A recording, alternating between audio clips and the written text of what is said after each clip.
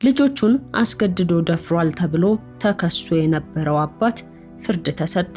ፍርዱ ምንድነው? የተፈጠረውስ ነገር እንዴት ነው የሚለውን ዝርዝሩን ይዘንላችሁ ቀርበናል። በሌላ በኩል በቲክቶክ የምትታወቀው ዩቲናስና በሰይድ መካከል ተፈጥሮ የነበረው ውዝግብ ወደ ክስ እያመራ እንደሆነና ወደ ፍርድ ቤት መቅረብ እንደሚኖርባት እየተሰማ ይገኛል። ጉዳዩ ምን እንደሆነ መረጃዎችን ይዘንላችሁ ቀርበናል። እስከ ፍጻሜው ድረስ አብራችሁን ቆዩ። ሰላም እንደምን አላችሁ የሮም ቲዩብ ተከታታዮች። ሮም ቲዩብ አዳዲስና ወቅታዊ ጉዳዮችን ወደ እናንተ ይዘን የምንቀርብበት ቻናላችን ነው።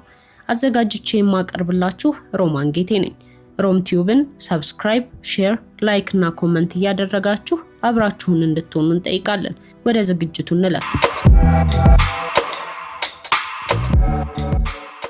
የገዛ ወንድና ሴት ልጆቹን ለዓመታት የመድፈር ጥቃት የፈጸመባቸው አባት ፍርድ እንደተላለፈበት እየተሰማ ይገኛል። በሐዋሳ ከተማ አስተዳደር በቱላ ክፍለ ከተማ ዳቶ ቀበሌ በመኖሪያ ቤታቸው ውስጥ የ19ና የ13 ዓመት ሴትና ወንድ ልጆቹን ተከሳሽ ተካልኝ ሻካ እንደደፈረ የሐዋሳ ከተማ አስተዳደር ፖሊስ መምሪያ አዛዥ ረዳት ኮሚሽነር የሆኑት ግርማ ማቴዎስ መናገራቸውን የተሰማው። እንደ ኃላፊው ገለጻ ከሆነ ሴት ልጁን ከ2014 እስከ 2018 ማለትም ለተከታታይ 5 ዓመት ሲደፍራት እንደቆየና ወንድ ልጁን ደግሞ ከ12 እስከ 13 ዓመቱ ድረስ ታዳጊውን በተደጋጋሚ የመድፈር ጥቃት ይፈጽምበት እንደነበር ነው የተገለጸው።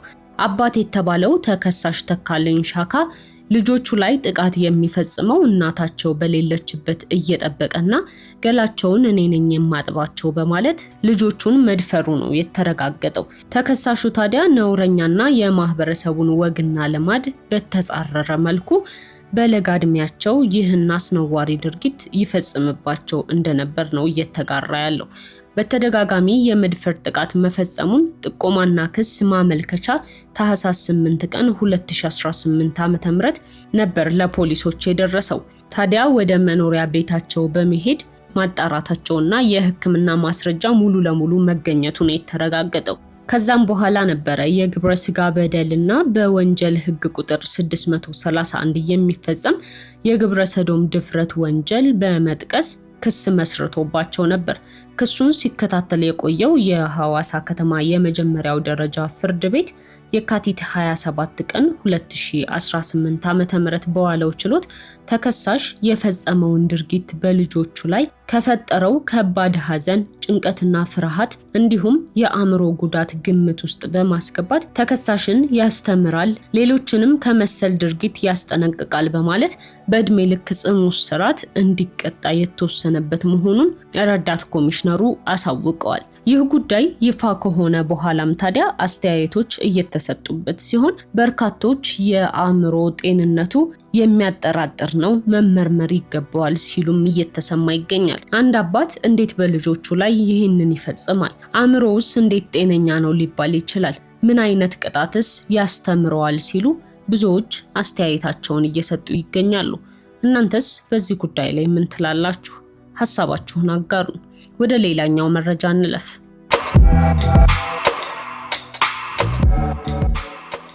ዩቲናስ በኢትዮጵያ ቲክቶክ ቀዳሚ ከሚባሉት ቲክቶከሮች ዋናዋ ናት። በርካቶች ቲክቶክን በሷ እንደሚያውቁትና እንደሚያስታውሱትም ይመሰክራሉ። ታዲያ ከጊዜያት በፊት ዩቲናስ ጋር በተያያዘ ስሙ እየተነሳ ያለ ሰይድ አህመድ የተባለ ሰው አለ። ሰይድ በፌስቡክ ገጹ ላይ ዩቲናስ በአንድ መዝናኛ ቦታ ላይ ሄዳ ውሃ ውስጥ ሆና ከጓደኞቿ ጋር ፎቶ ተነስታ በኢንስታግራሟ ታጋራለች። እዛም ፎቶ ላይ እንደምትመለከቱት ወንዶች ጓደኞቿም የሚታዩበት ነው። ታዲያ እዚህ ፎቶ ላይ ሰይድ አህመድ የተባለው ሰው አሁን ብታረግዝ የማን ይባላል ብሎ በራሱ የፌስቡክ ገጽ ላይ ያጋራዋል።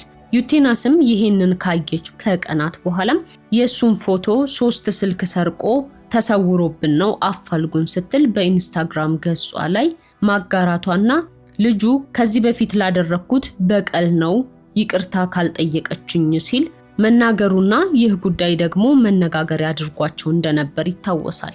ታዲያ ከዚህ ጋር ተያይዞ አሁንም አልረሳሁትም አልተውኩትም ጊዜያቶች ይለፉ እንጂ እኔ በስም ማጥፋት ክስ መስርቻለሁ ሲል ነው የተሰማው። የተጋራው ደብዳቤ እንዲህ ይላል። ለወይዘሮ ሀያት ናስር ወይም ዩቲናስ በኢንስታግራም ገጾ ለፈጸሙት የስም ማጥፋት ተግባር ይቅርታ እንዲጠይቁና ተመጣጣኝ የማስተባበያ ዝግጅት እንዲከውኑ የተሰጠ ማስጠንቀቂያ ይላል። ከ400,000 በላይ ተከታይ ባለውት ኢንስታግራም በተሰኘ ማህበራዊ ሚዲያ ገጾ ላይ ጥር 28 ቀን 2018 ዓ.ም ባሰራጩት የተንቀሳቃሽ ምስል ወይም ቪዲዮ ደንበኛዬ የሆኑትን የአቶ ሰይድ አህመድ እንድሪስን ፎቶ በማያያዝ ትላንት ቦሌ አካባቢ 3 ስልክ ሰርቆ ተሰውሮብኝ ነው እባካችሁ የምታውቁት በውስጥ አሳውቁን የሚል ጽሑፍ አክለው ደንበኛዬ ባሏሉበት በመዋል የስም ማጥፋት ተግባር ፈጽመዋል። ይህ ተግባርም ደግሞ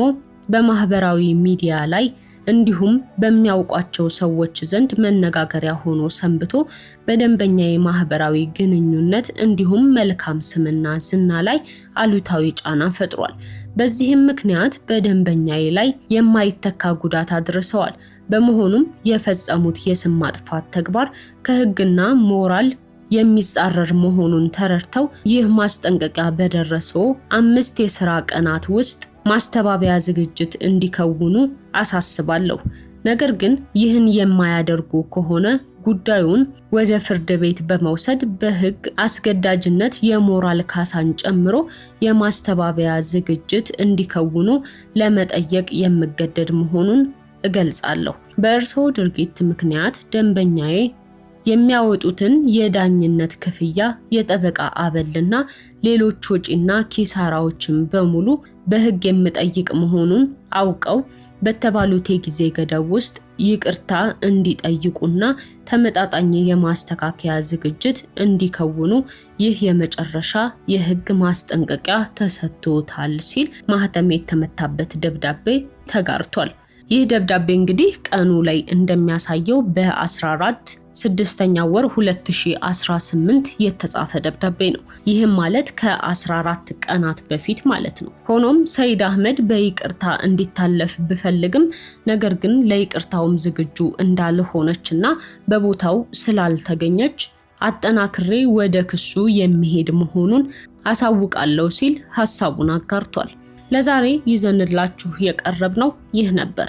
ሮም ቲዩብን ሰብስክራይብ፣ ሼር፣ ላይክ እና ኮሜንት እያደረጋችሁ ቤተሰብ እንድትሆኑ እንጠይቃለን። በሌላ መረጃ እስክንገናኝ ሰላምና ፍቅር ለሁላችሁ ይሁን።